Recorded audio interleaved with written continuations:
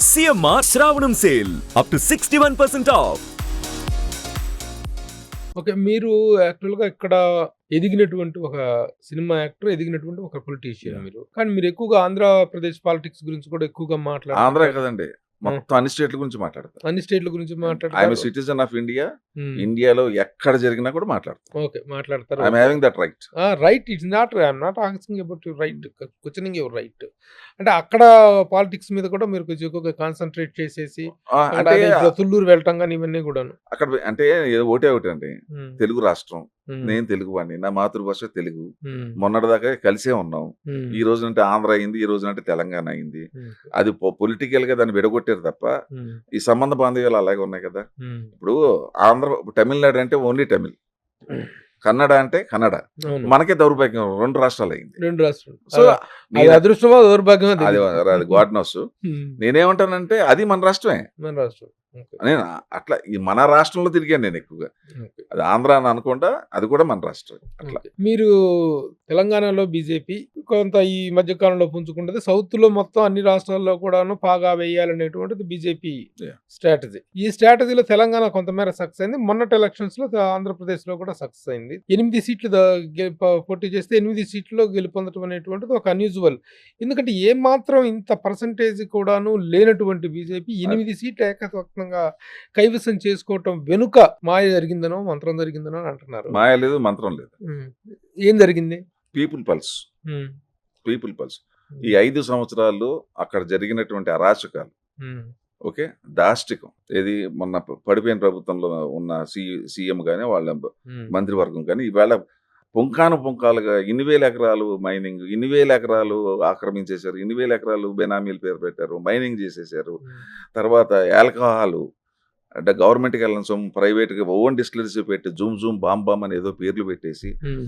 సర్వనాశనం. అంటే చంద్రబాబు నాయుడు గారు చేసిన డెవలప్‌మెంట్‌ని మళ్ళీ 10 ఏళ్ళు వెనక్కి వెళ్ళిపోయింది. హ్మ్. మీరు ఒకటే గుర్తుపెట్టుకోండి. ఎప్పుడన్నా సరే చైతన్యం వచ్చినప్పుడే విప్లవం వస్తుంది. విప్లవం నుండే ఈ అరాచకాలకి చరమగీతం వస్తుంది. హ్మ్. This is my concept. హ్మ్. మీరు లేకపోతే మీరు మీరు చూడండి మొత్తం ఆంధ్రప్రదేశ్‌లో సారా చుక్క, సిరా చుక్క మౌనం వహిస్తే హ్మ్. సారా చుక్క నాట్యం చేస్తుంది. హ్మ్. హ్మ్. ఓకే. హ్మ్. అట్లాగే ఈ మేధావులు, విజ్ఞులు ఎవరైతే ఉన్నారో వాళ్ళు మౌనం పాటిస్తే హ్మ్. దుర్మార్గులు రాజ్యమేలుతారు. అదే ఆంధ్రప్రదేశ్‌లో మొన్న 5 సంవత్సరాలు జరిగింది. హ్మ్. మీరేమన్నా అనుకోండి. ఉన్న ఫ్యాక్ట్ చెప్తున్నాను. హ్మ్. అలాంటి అరాచక పాలన అక్కడ సాగుతుంది తెలుసు. అందుకు హ్మ్. పబ్లిక్‌లో రియాక్షన్ వచ్చిందండి. హ్మ్. పబ్లిక్‌లో రియాక్షన్ వచ్చింది. ఎట్లా రియాక్షన్ వచ్చింది? మీరు హ్మ్. చూసుకోండి సమయం మించిపోయిందనుకోండి సమయాన్ని వెనక్కి తీసుకురాలేము. హ్మ్. అవకాశాన్ని మిస్ అయిందనుకోండి మళ్ళీ రాదు. హ్మ్. అక్కడ ప్రజలు అది గ్రహించారు. ఈసారి చంద్రబాబు నాయుడు గారిని తీసుకురాకపోతే ఇక మనం ఆంధ్రప్రదేశ్‌లో ఉండక్కర్లేదు. హ్మ్. మనం ఇక్కడి నుంచి వెళ్ళిపోవచ్చు. హ్మ్. నాశనం అయిపోయింది అన్ని రకాలుగా. నేను డీటెయిల్స్‌కి వెళ్ళట్లేదండి. ఇక అది జరిగింది కదా! మీకు అందరికీ తెలుసున్న విషయమే. హ్మ్. సో, ఇప్పుడు మనం చంద్రబాబు నాయుడు గారిని గెలిచాం. దానికి తోడు పవన్ కళ్యాణ్ ఒక యాడింగ్ అట్రాక్షన్. హ్మ్. ఆయన కూడా ఈస్ వెరీ సిన్సియర్ వర్క్. చాలా ఫెరేషియస్‌గా వర్క్ చేశాడు. ఆయన కూడా ఫీల్ అయ్యి నేను టీడీపీతో కలుస్తున్నానన్నాడు. అప్పుడు బీజేపీ గెలిచింది. ఇది impact. Is the impact I will tell you టోటల్‌గా it is the impact against previous government. అదే. మీకు ఒక చిన్న ఉదాహరణ చెప్తాను. మే 11 ఒక ఇంటర్వ్యూ ఇచ్చాను నేను. హ్మ్. టాక్ విత్ అంజీ అనే దాంట్లో ఇచ్చాను. హ్మ్. దాంట్లో చెప్పాను నేను. ఆ హ్మ్. మాట, ఈ మాట చెబుతూ చంద్రబాబు నాయుడు అప్పటికేంటంటే జగనే ఆయనే గెలుస్తాడని చెప్పేసి. రాదండి ఇంపాసిబుల్ అట్లా జరిగే అవకాశం లేదు. ఎట్లా చెప్పగలుగుతారు మీరు అన్నాడు. హ్మ్. ఇప్పుడు 2019లో వాళ్ళకొచ్చిన పర్సెంటేజ్ 79.4 హ్మ్. 151 సీట్స్ వచ్చినాయి. హ్మ్. ఎంత? 151 యాహ్! ఈసారి 81.8% వచ్చింది. హ్మ్. దీని కూటమికి. కూటమికి. హ్మ్. సో నేనేమన్నానంటే ఈసారి 151కి దాటేస్తాడు చంద్రబాబు నాయుడు గారు. హ్మ్. అది ఎంత వైరల్ అయిందంటే నేనెప్పుడు ఎలక్షన్ ఎవ్వరు చెప్పక ముందు చెప్పాను.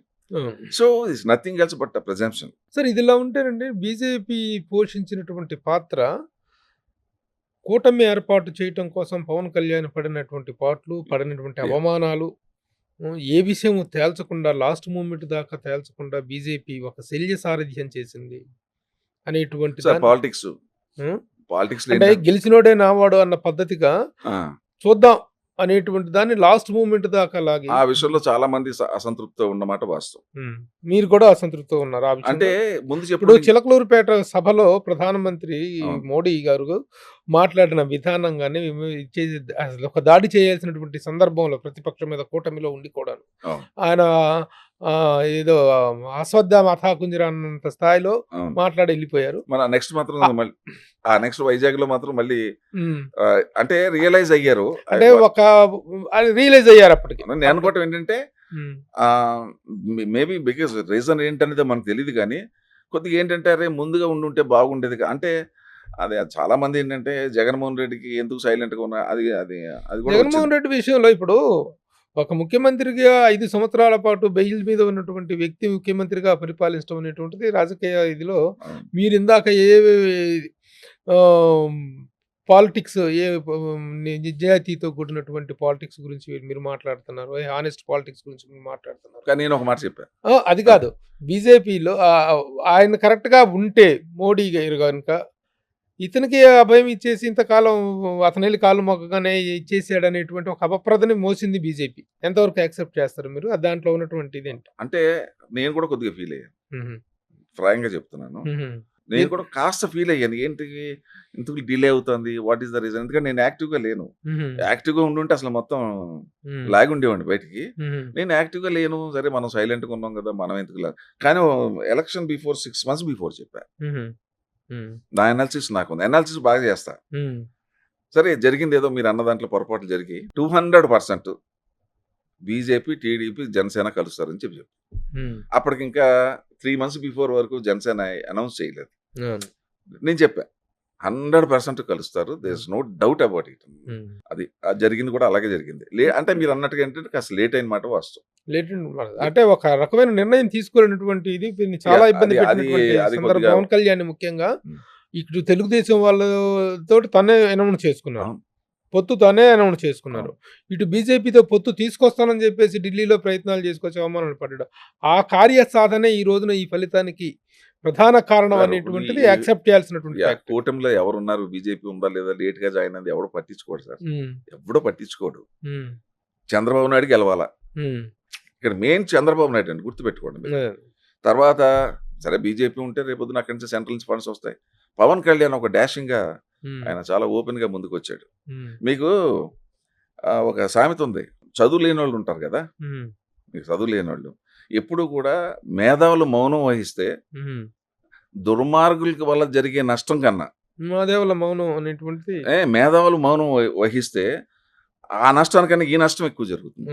ఈ 5 years మన ఆంధ్రప్రదేశ్లో కొద్దిగా ఆ స్తబ్దత కానీ రాజశేఖర రెడ్డి గారి మీద ప్రేమ కానివ్వండి, ఏదన్నా కానివ్వండి, కొద్దిగా జరిగింది అది. కానీ బట్ ఈ టైంకి ఏంటంటే ఇది ఆఖరి అవకాశం, మనం ఉపయోగించుకోవాలని వేశారు. మంచి నిర్ణయం తీసుకున్నారు. మనం ఆ డెవలప్మెంట్ ఇప్పుడు చూస్తున్నాం. సుమన్ టీవీలో మీ పర్సనల్ అండ్ బిజినెస్ ప్రమోషన్స్ కోసం కింది నెంబర్కి కాంటాక్ట్ చేయండి.